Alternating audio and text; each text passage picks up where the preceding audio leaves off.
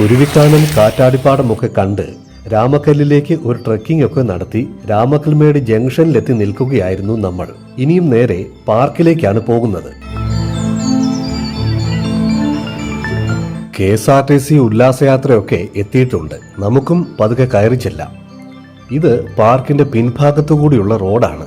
റോഡല്ല, off road. ആൾക്കാരെ of റോഡിങ്ങിന് കൊണ്ടുപോകാൻ ഒരു സുന്ദരൻ ചങ്ങാതി ഇവിടെ അണിഞ്ഞൊരുങ്ങി നിൽക്കുന്നുണ്ട്. കണ്ടാൽ അതിലൊന്ന് കയറിയിരിക്കാൻ തോന്നും. പ്രധാനമായും ഇതിലെയാണ് ഓഫ് റോഡിങ്. ഇതൊരു എൻട്രൻസ് ആണ്. ആൾക്കാരൊക്കെ എത്തിത്തുടങ്ങിയിട്ടുണ്ട്.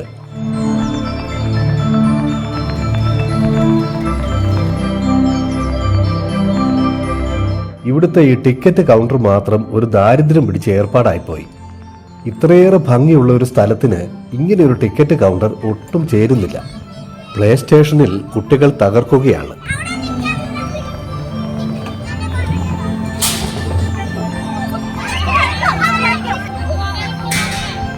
രാമക്കൽമേട് എന്ന് കേൾക്കുമ്പോൾ ആദ്യം ഓർമ്മ വരിക ഈ കുറവൻ കുറത്തി വേഴാമ്പൽ ശില്പങ്ങളാണ്. നമ്മുടെ ഔദ്യോഗിക പക്ഷിയായ മലമുഴക്കി വേഴാമ്പൽ ഒരു മരക്കുറ്റിയുടെ മുകളിൽ വിശ്രമിക്കുന്ന ഈ ശില്പം നിർമ്മിച്ചത് KR ഹരിലാൽ എന്ന ശില്പിയാണ്. DTPCയുടെ നേതൃത്വത്തിൽ ഏകദേശം 30 ലക്ഷത്തോളം രൂപ ചെലവഴിച്ച് നിർമ്മിച്ചിരിക്കുന്ന ഈ ശില്പം ഒരു വാച്ച് ടവറാണ്.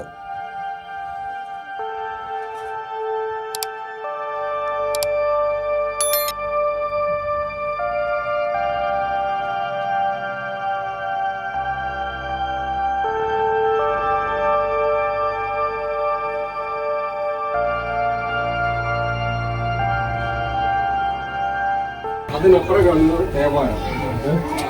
ഇവിടെ ഈ ഭാഗത്ത് ഒരു സിറ്റി ഉണ്ട്.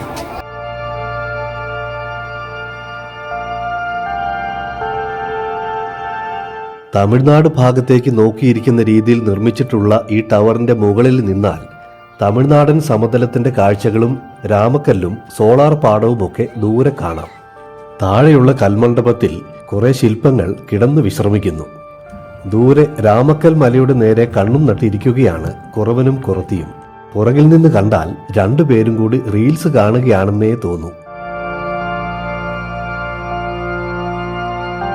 തേനിയിൽ നിന്ന് വന്ന ചങ്ങാതിമാരാണ്. ടവറിലൊക്കെ കയറി വന്ന് വിശ്രമിക്കുകയാണ്. കൂടുതൽ ആൾക്കാരും കാറ്റ് കൊണ്ടിരിക്കാൻ ഇഷ്ടപ്പെടുന്നത് ആമ്പൽക്കുളത്തിനരികെയുള്ള ഈ മരത്തിന്റെ തണലിലാണ്.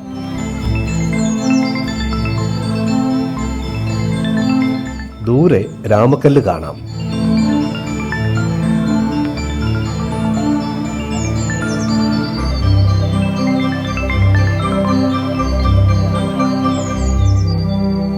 ഇവിടെ ഇരിക്കുന്നവരെ ശ്രദ്ധിച്ചിരിക്കുന്ന കുറത്തിയമ്മ. പിന്നിൽ വേഴാമ്പൽ. കേരളത്തിന്റെ വികസനത്തിന് അടിത്തറയിട്ട ഇടുക്കി പദ്ധതിക്ക് കാരണക്കാരായ ഈ ആദിവാസി ദമ്പതികളോടുള്ള ആദരസൂചകമായാണ് രാമക്കൽമേട്ടിൽ ഈ ശില്പം നിർമ്മിച്ചിരിക്കുന്നത്. ആദിവാസി സംസ്കാരത്തിന്റെ പ്രൗഢിയും വേഷവിധാനങ്ങളും വളരെ കൃത്യതയോടെ ഈ ശില്പത്തിൽ ആവിഷ്കരിച്ചിട്ടുണ്ട്.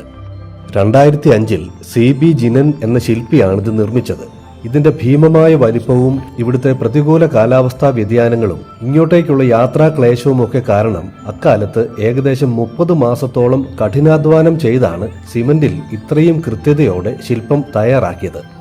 കടൽ നിരപ്പിൽ നിന്ന് 3500 അടിയോളം ഉയരമുള്ള മലമുകളിൽ 40 അടി ഉയരമുള്ള ഈ ശില്പത്തിനരികെ നിൽക്കുമ്പോൾ അനുഭവപ്പെടുന്ന കാറ്റും ഇവിടുത്തെ വിശാലമായ കാഴ്ചകളും സഞ്ചാരികൾക്ക് മറക്കാനാവാത്ത അനുഭൂതിയാണ് സമ്മാനിക്കുന്നത്. ഒരിക്കൽ ഇവിടെ വന്നവർ രാമക്കൽമേടിനെ മറന്നുപോയില്ല.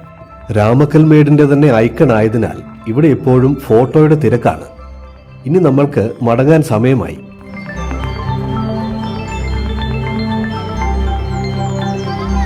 ചുള്ളൻ എവിടെയോ സവാരിയൊക്കെ കഴിഞ്ഞ് എത്തിയിരിക്കുന്നു. നമ്മൾ തിരികെ രാമക്കൽമേട് ജംഗ്ഷനിലേക്ക്.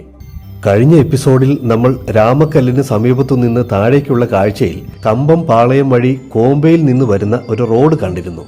അത് വന്നു ചേരുന്നത് രാമക്കല്ലിന് താഴ്വാരത്തുള്ള ഒരു ക്ഷേത്രത്തിലേക്കാണ്. കോമ്പെ തേവാരം റൂട്ടിൽ ചെറിയ കാറ്റാടികളുള്ള ഒരു കാറ്റാടിപ്പാടമുണ്ട്. ഈ വഴികളിലൂടെയൊക്കെ ഒന്ന് സഞ്ചരിക്കാൻ നിങ്ങൾക്ക് താല്പര്യമുണ്ടോ? ഉണ്ടെങ്കിൽ നിങ്ങളുടെ അഭിപ്രായം ഈ വീഡിയോയിൽ കമന്റായി അറിയിക്കുക. നിങ്ങൾക്ക് താല്പര്യമെങ്കിൽ നമുക്ക് അടുത്തതായി കോമ്പെ തേവാരം ഗ്രാമങ്ങളും കാറ്റാടിപ്പാടവും ഒക്കെ ഒന്ന് ചുറ്റിക്കറങ്ങി ഒരു യാത്ര നടത്താം.